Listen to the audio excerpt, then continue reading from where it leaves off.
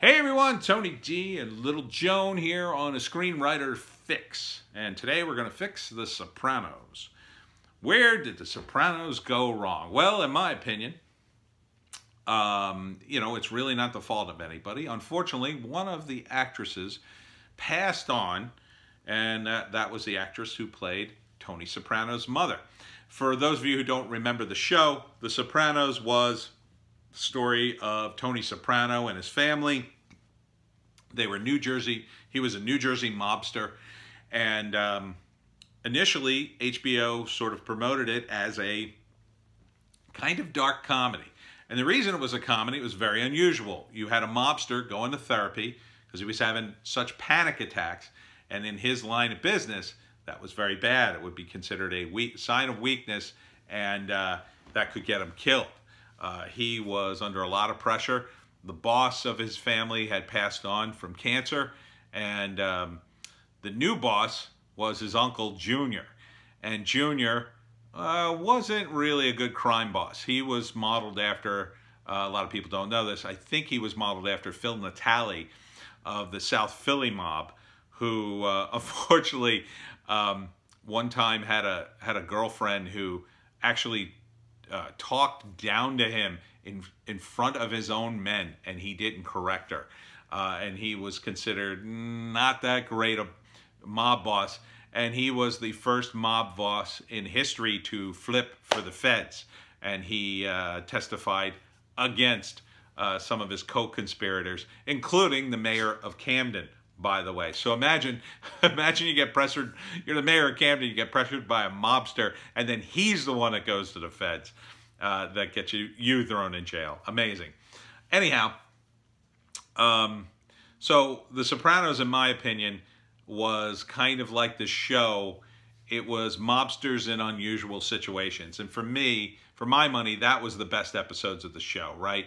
There was the episode where Tony takes Meadow up to visit colleges, and he spots the guy in the witness protection program. And then while Meadow is having an interview, he sneaks away, kills the guy, and then comes back. Perfect cover. That was a great episode. There's a late episode that was really good, pretty self-contained, about this older mobster who was very frail initially, but he comes back, and I guess it's Tony who gives him the job to kill this guy, and he starts to sort of come to life because he has to finally kill again, and he's smoking a cigarette, and like you see it, like his entire energy changes, and he finally kills this guy, and it's pretty spectacular. But a lot of the show, I felt, after the mother died, kind of descended into too much mobster stuff, if that makes any sense. And the reason that is, I think, is because I've worked on a couple of projects. One that was produced, The Father, the Son, Mafioso, The Father, the Son.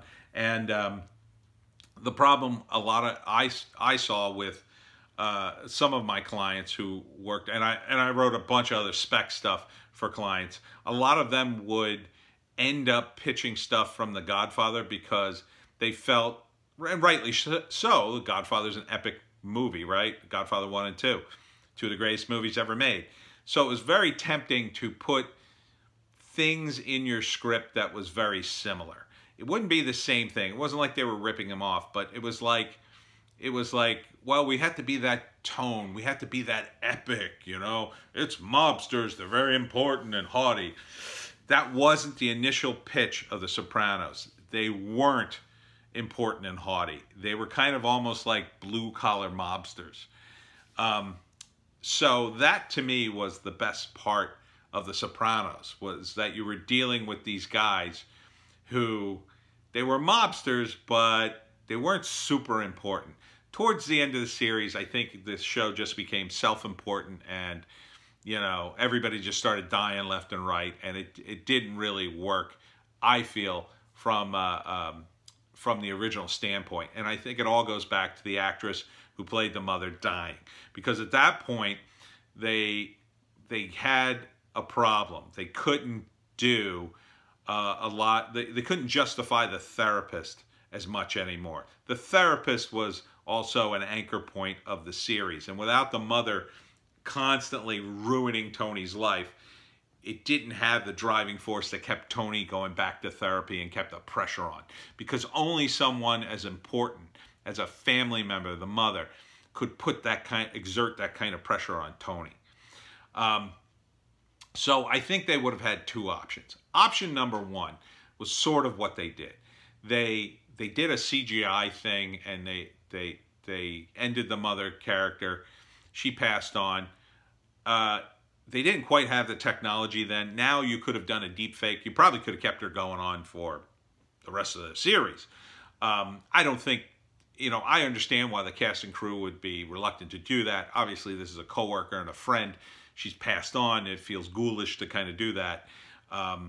So, you could understand why they wouldn't want to do that. There's family members involved, and you want to be okay, with the family. So I understand why they had the character pass on. If you're going to do that, I think you needed to replace her with another family member who would fill the same role that the mother would. I think the only answer in the lineup of characters on The Sopranos was to put Janice in that role. Now, Janice was Tony Soprano's sister, and she was kind of a flighty, wasteful, hypocrite kind of character.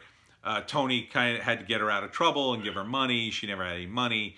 She eventually gets married to a mobster, and then he gets killed. And so I think Janice could have had an interesting transformation. And I think the actress who played Janice probably could have pulled it off.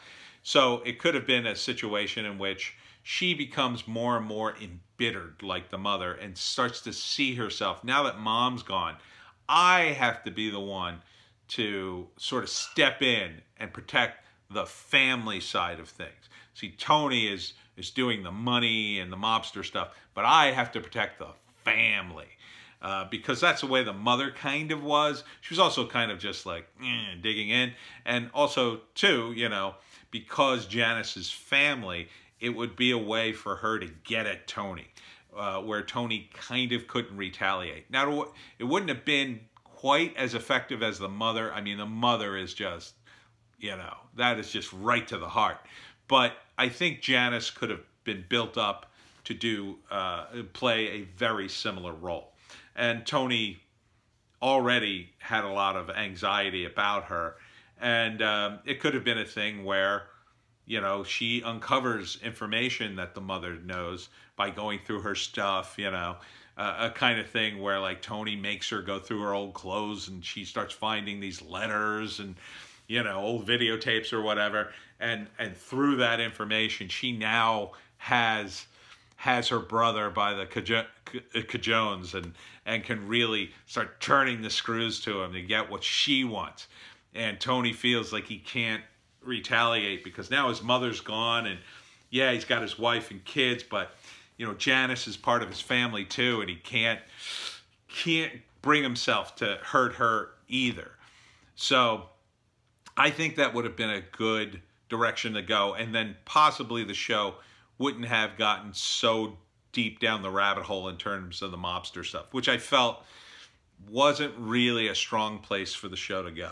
I think the show was much stronger keeping that kind of right at the edge of things. Yeah, obviously there's going to be some shakeups in the world of mobsters and people are going to die or whatever. But, if you raise that bar too quickly, and I think it did by the end of the series, it just feels like they're killing everybody off, And if you can kill this guy that easy or that guy this easy, why not just come in and wipe out everybody? Now, that actually does happen in the world of mobsters, but in terms of a TV show, and even in terms of mobsters, it doesn't happen every day. Mobsters go for years, decades even, without any major sort of dust-ups, without going to war. They don't want to go to war. Too many people get killed. It's too much heat. So they could have dialed it down, I think, for a few seasons and really concentrated on the characters and things like, them dealing with the kids, dealing with their parents, being, you know, in that life of crime, and just keep a more subtle, nuanced pressure rather than all this, you know, high stakes stuff. I think they raised the stakes a little too high, too quickly. The other answer would have been to recast the mother role. Now, I can understand the crew and the cast's reluctance to do that. You know, it feels like, well, geez, you know, we're just interchangeable. But the thing is, that character was, I mean, if you were doing this as a cartoon or a comic book, you wouldn't get rid of that character. You know, you just couldn't. She was too crucial to the dynamic of Tony and the therapist.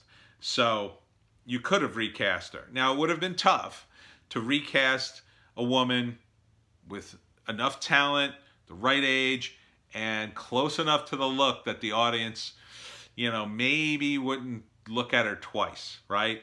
You know, maybe you'd have to really concentrate to, oh wait, that's not the same Mrs. Soprano or whatever. I think they could have probably used CGI and or makeup to make her look enough like the original Mrs. Sopranos, and then slowly backed off on it until, you know, the new actress's regular face. And you could have explained it in a lot of different ways on the show. You could have explained that, and this would have, you know, been weird, but you could have worked it into the show.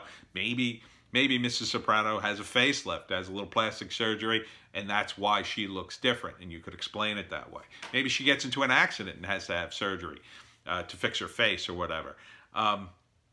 You know, that could have been an explanation why, and then you could have maybe even have her recover and then, you know, be out of the show for a few episodes and then bring her back mid-season, and, you know, people would have kind of forgotten what she looked like, and she'd look enough like the previous Mrs. Soprano that they'd be like, oh, okay, you know. And yeah, if you watch episode 1 as opposed to episode, you know, of the new Mrs. Soprano, you'd see the difference right away. But I think it ultimately, from a creative standpoint, probably would have made the show stronger. It would have kept the show grounded in the reality of the family and less so outside of it with all the mobster stuff. Because at the end of the day, the mobster stuff, just like in science fiction with all the lasers and robots, just like in fantasy with all the magic and swords, that's just all icing on the cake. You know, it's not what the character's about. Family, that's crucial. You know, when you can't just throw it away and replace it with mobster stuff, in my view. I think that would have fixed The Sopranos, and I think it would have kept up the quality. So by the end of it, instead of just sort of killing everybody off and kind of ending the series, you maybe could have had an ending that would have been funny, you know, and with the characters either all or mostly alive. And then, you know, you could have maybe eased into a movie prior to James Gandolfini passing away. Now, without James Gandolfini, I mean, you can't do The Sopranos.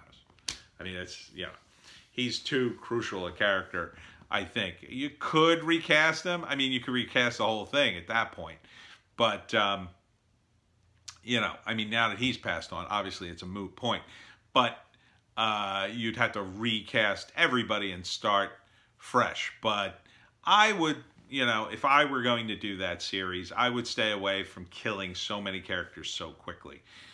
And again, in the beginning, they didn't do that. And that, to me, were the strongest episodes. The first 2 seasons, it's beautiful.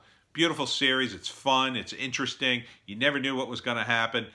By the 4th season, I mean, like, it was just kind of dreary and like the same, and not the dynamic. The spark was kind of gone.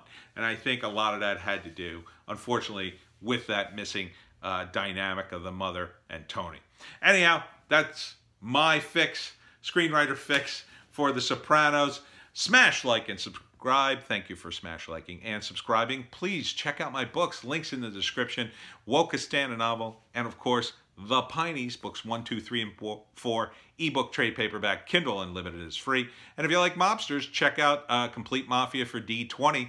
my role-playing game, also available at Amazon.com and available through me. If you shoot me an email, I can get you set up and even sign a copy for you.